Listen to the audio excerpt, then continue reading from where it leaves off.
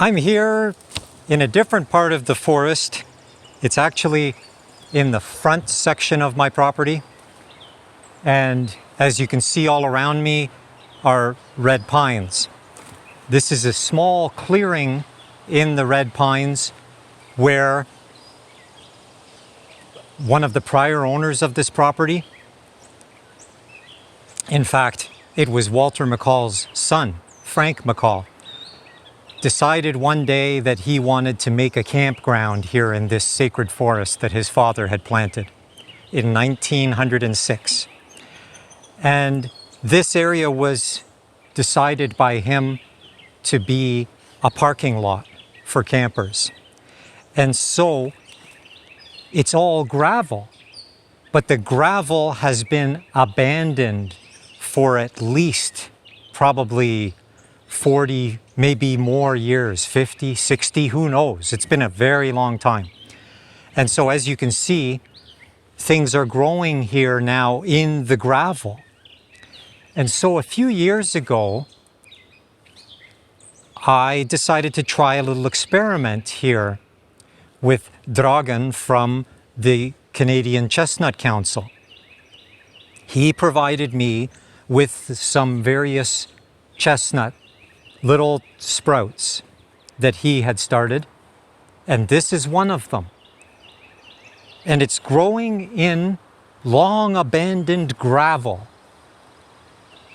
And look at how beautiful it is. It's wilting a little bit here for two reasons. One, because we're in the middle of a crazy drought, even though it's May.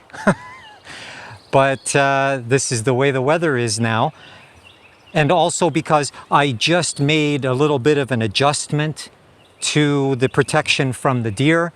And when I moved this collar up, some of the leaves got a little bit damaged, just slightly, because of the sharp edges on this plastic tubing.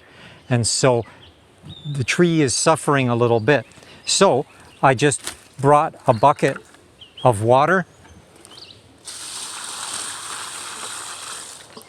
to help the tree recover from this minor disturbance. It'll be fine, especially if we ever get some rain. So anyways,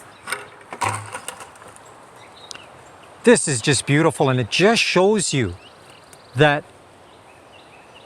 the thing that American chestnuts care about, well, there's three things. I don't want to make this list too long, so I'm going to stop at 3 because they're just going to keep coming. But for the importance of this video, I'm just going to focus on 3. And one of them is essential for this particular spot, which seems counterintuitive to plant a chestnut tree in gravel.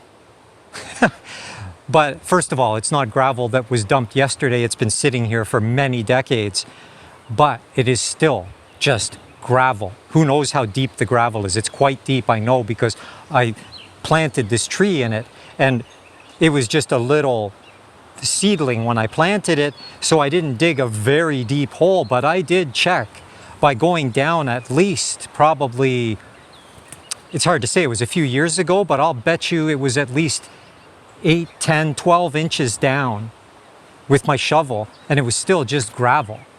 Fine gravel, but gravel nonetheless. So anyways, this shows you that the chestnut wants well-drained soil, in this case, well-drained gravel. There's no other kind unless it's sitting in water. So keep that in mind. If you are planting American chestnuts, if you're lucky to do so, and I'm going to talk to you in a second about a way that you may be that lucky, thanks to an organization such as the Canadian Chestnut Council. So think about that you want a spot that is well drained. That is so important. The other 2 that I'm going to talk about, since they just came into my mind right away, was you have to have the right pH. That is really important. And luckily here, my entire property is blessed with just the right pH. No matter where I put a chestnut, it's happy. And the other is sun. They need to get sun exposure. And so that's why this spot is pretty good, because I'm on the northern edge of this little clearing that was made for the parking lot. So it's getting sunshine. And especially because these red pines, I'm taking them out. They were going to be logged, but I couldn't find an honest logger. So I'm going to have to do it honest, meaning that they won't just destroy my property, because that's not the way they work. In and out as quickly as possible, maximum destruction, maximum profits. Who cares about that weirdo who wants to take care of his forest? Well, this one does. And so I'm going to just have to do it myself, probably just girdling the trees and letting nature take its course. But at any rate, the sunlight is important as well. And so here we go. So I'm going to be taking down this sumac that's behind here. I was gonna cut it down right now, but it's not really a problem yet, because the red pines that are right here behind it are so tall that they're still shading this tree long before the sumac would be a problem.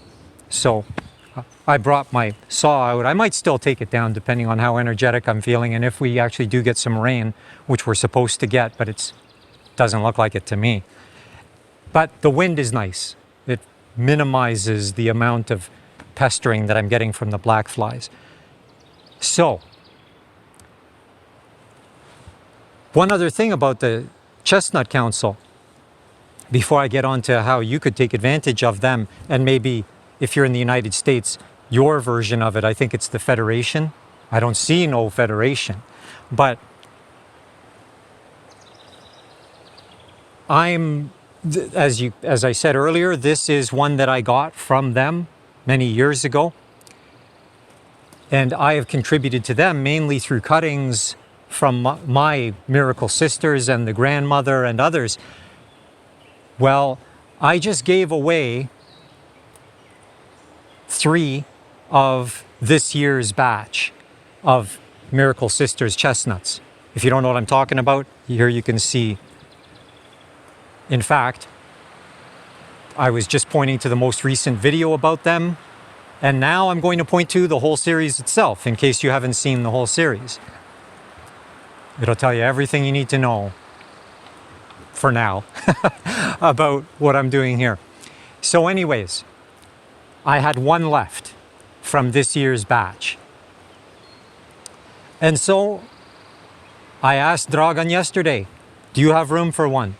And he said yes. And so it's going over there to their main operation. And it's going to join their planted forest there. So there's now going to be a Miracle Sisters chestnut growing. Oh my goodness, it's starting to rain. Oh, this is so good. Thank goodness. Please give us a nice drink.